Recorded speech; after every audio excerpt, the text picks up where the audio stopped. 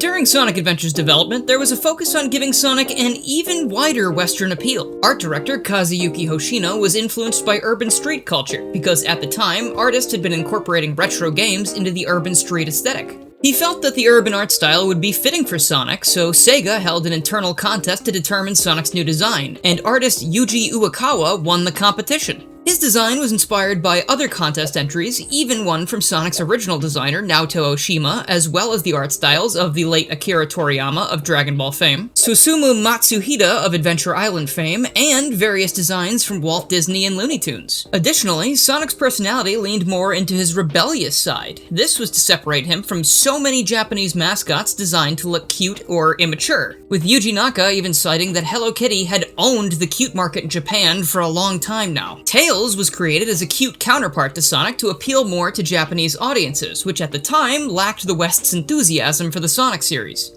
Tails' design took after Kitsune from Urusei Yatsura and Meow from the original Phantasy Star. And finally, the Sonic and Tails dynamic was inspired by Piccolo and Gohan from the Dragon Ball Z series. Special thanks to our current and first channel member, or Bounder, Spitfire, who will be the second Bounder and get their shout out. Sonic's friendly rival Knuckles the Echidna was first conceptualized as a reptilian creature inspired by the popularity of 1993's Jurassic Park. A remnant of that concept is preserved in Knuckles' long tail. During the Echidna phase of conceptualization, series veteran Yuji Naka pushed for Knuckles' color scheme to be purple, but the color red won out due to its overwhelming popularity in the States.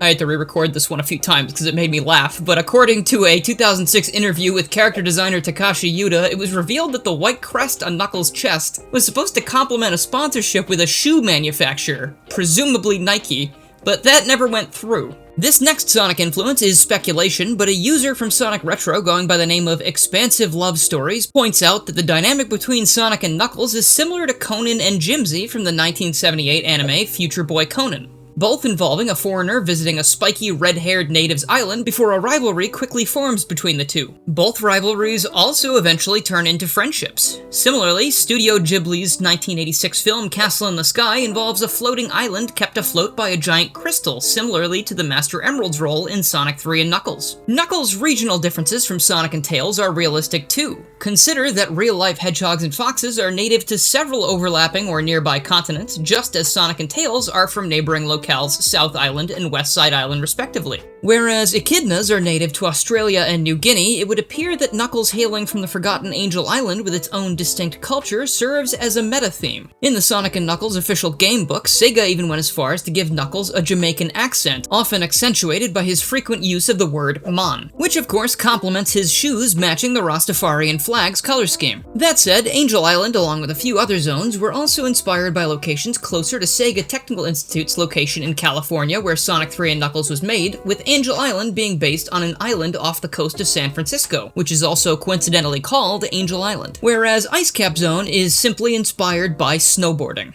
According to a 2006 GameSpy interview with Takashi Yuda, the initial plan was for Knuckles to only act as a supporting character similarly to Amy from Sonic CD, but his popularity proved more than enough to justify not only putting his name on Sonic 3's follow-up, Sonic & Knuckles, but also becoming a playable character via lock-on technology for Sonic 2, while Sonic 3 gave him a more distinct campaign with its own story. Admittedly, this story is somewhat contradicted by the fact that Knuckles was already partially coded in the retail version of Sonic 3, but it's possible Yuda was speaking to his popularity internally before release. Going back to Sonic's original creation, Sonic's design was inspired by Mickey Mouse and Felix the Cat. The Blue Blur's original name was the more formal Mr. Hedgehog, but Sonic was later chosen for thematic consistency. Sonic's blue hue was originally teal before moving to a darker shade to both pop out from the backgrounds and to complement Sega's logo. According to series producer Yuji Naka, Sonic's color was also supposed to symbolize peace, trust, and coolness, complementing Sonic's philosophy, though finding a direct source on this claim is admittedly spotty. And Sonic's get-it-done personality was based on the then future president, Bill Clinton.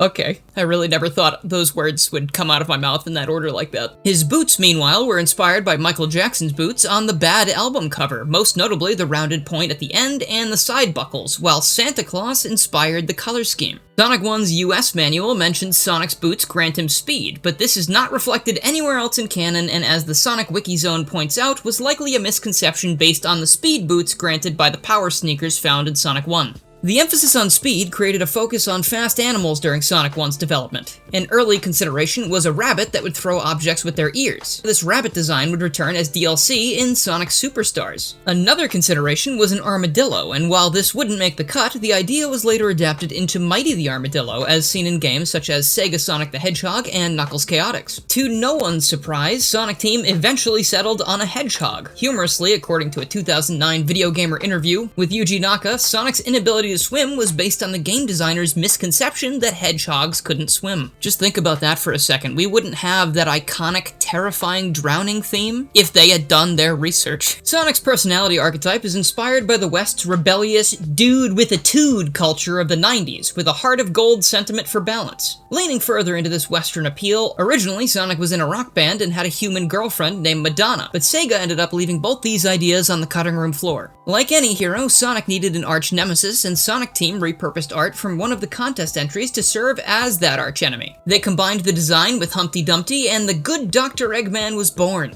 According to Mark Petronil's History of Sonic the Hedgehog, the association with speed came from Yuji Naka's dissatisfaction after porting Ghouls and Ghosts, which he felt was too slow. His motivation was also influenced by his childhood, where he was obsessed with speed, which would manifest in his Super Mario Bros. 1 sessions where he tried to beat World 1-1 as fast as he could. It's said that Sonic 1's project name was Defeat Mario, even going as far as making Sonic's default speed Mario's top speed, though, once again, sources on this are difficult to find.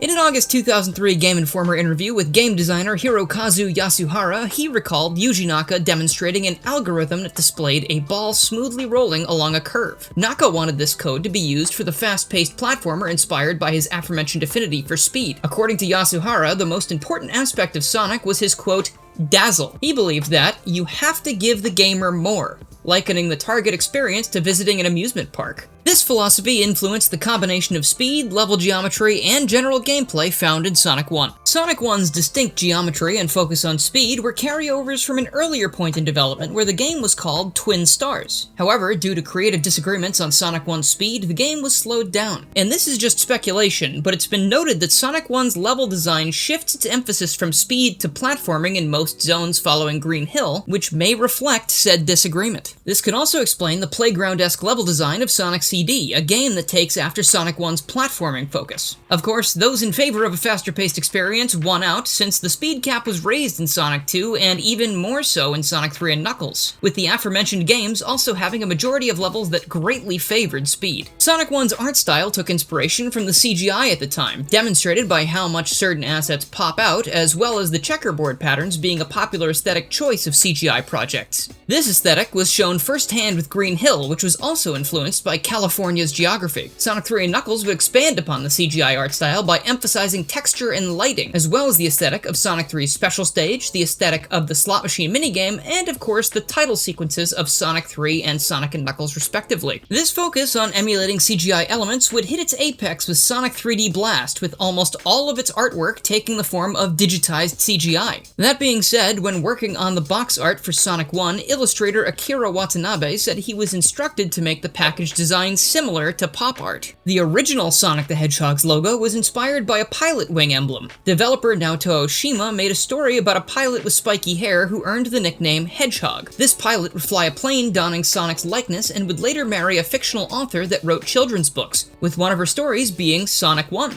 Many songs during the classic era of Sonic took inspiration from 90s pop, R&B, and New Jack Swing. While Sonic 1 and 2 dipped in and out of this, Sonic 3 doubled down by onboarding Brad Buxer, a keyboardist and composer who had collaborated with the king of pop himself, Michael Jackson. Many songs either sampled Jackson's voice or took inspiration from the sound of the singer's music, notably his 1991 album, Dangerous, with songs like Carnival Nights Act 1 and 2 themes sounding similar to Michael Jackson's Jam. The focus on this distinct early 90s sound would not be lost on the games to follow Sonic 3, with titles beyond the decade such as Sonic Mania and Sonic Superstars still carrying this torch 20 years later.